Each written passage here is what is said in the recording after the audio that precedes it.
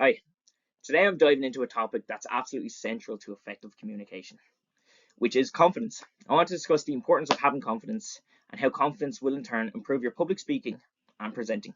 The phrase confidence is key might sound cliche, but it's true in every sense. Confidence determines how others perceive our credibility, leadership, and even our competence. Think of the best speakers you've ever heard, perhaps a TED Talk presenter, a manager, or even a teacher. Chances are what made them memorable wasn't just their message, but the confidence behind it. Confidence gives words weight. It transforms information into inspiration. As Roger Love once said, all speaking is public speaking, whether it's one person or 1,000. Whether we're pitching an idea to a client, delivering a team update, or speaking at a conference, confidence is the ingredient that connects ideas with impact. I'm going to touch on 4 areas around this topic: why confidence matters, the psychology behind confidence, confidence in delivery, overcoming fear and self-doubt, and then there's some key takeaways. So let's start by asking, why does confidence matter so much? When you speak with confidence, people naturally listen. It's not about arrogance or being loud, it's about showing certainty in your message. Confidence helps turn nervousness into presence. Even when we feel anxious, displaying confidence tells the audience, you can trust me, I know what I'm talking about. In business communication, this becomes especially critical. Investors, partners, and clients are drawn to people who are sound sure of themselves. They equate confidence with competence. Think about first impressions. Psychologists tell us people form judgments within seconds of meeting us. The way we speak, our posture, even how we breathe send signals. Confidence sets the tone from the moment you open your mouth. Psychologists have long explored the link between confidence and performance. Albert Bandura's theory of self-efficacy highlights how believing in our ability to succeed directly influences how we act and feel under pressure. Similarly, Amy Cuddy's research on body language shows that adopting confident postures can actually create feelings of confidence, a concept known as power posing. Together, their findings reveal that confidence is not just a mindset, but a measurable psychological state that shapes both behaviors and outcomes. Now let's talk about what happens during the presentation or giving a presentation. This is where your body language, voice, and pacing come into play. Start with eye contact.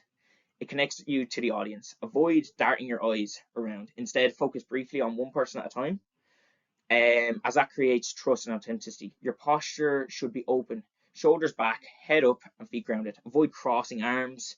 Small cues communicate control. When you speak, use pauses strategically. Silence can be powerful.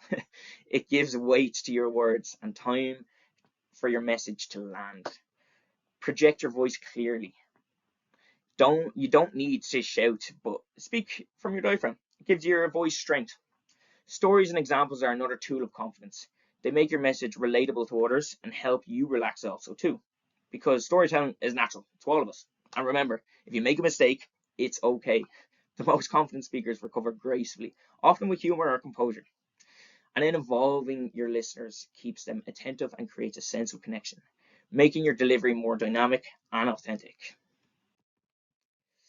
So, overcoming fear and self-doubt. Even the best speakers feel nervous. The difference is they've learned to manage it. The biggest fear most people have is forgetting their words. If that happens, don't panic.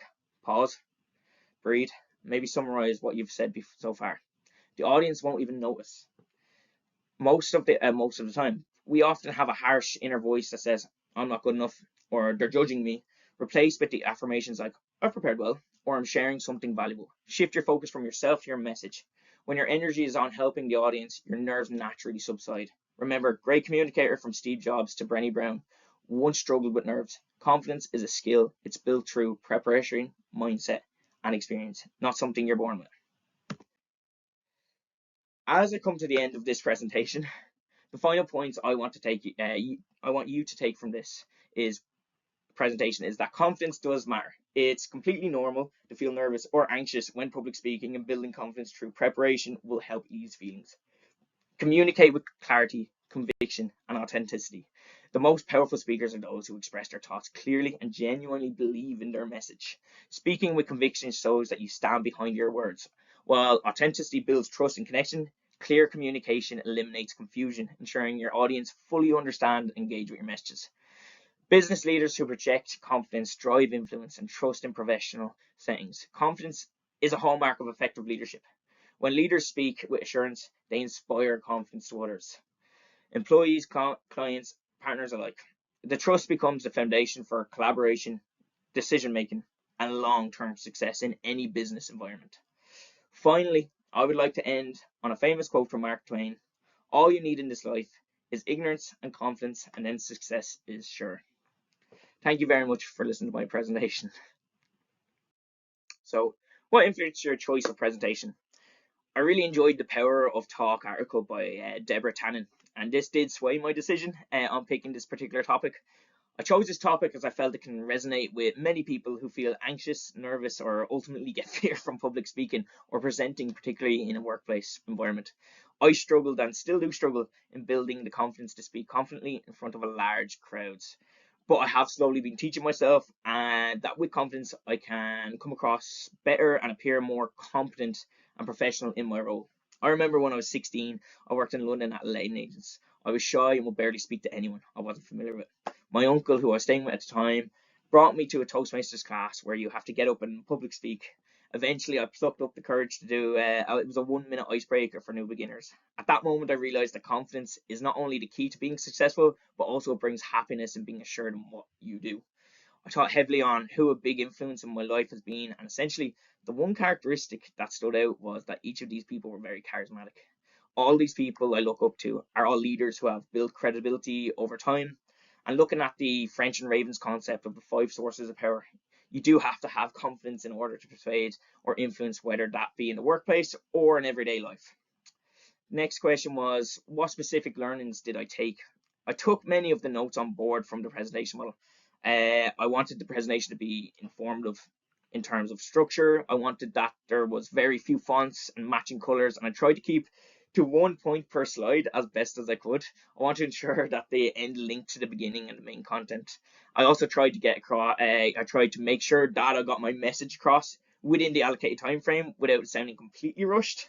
I removed various slides and recorded at least, I'd say, 30 practice runs before this. So I would say this is the best of a bad bunch. But I really enjoyed the course, and yeah, I got a lot from it.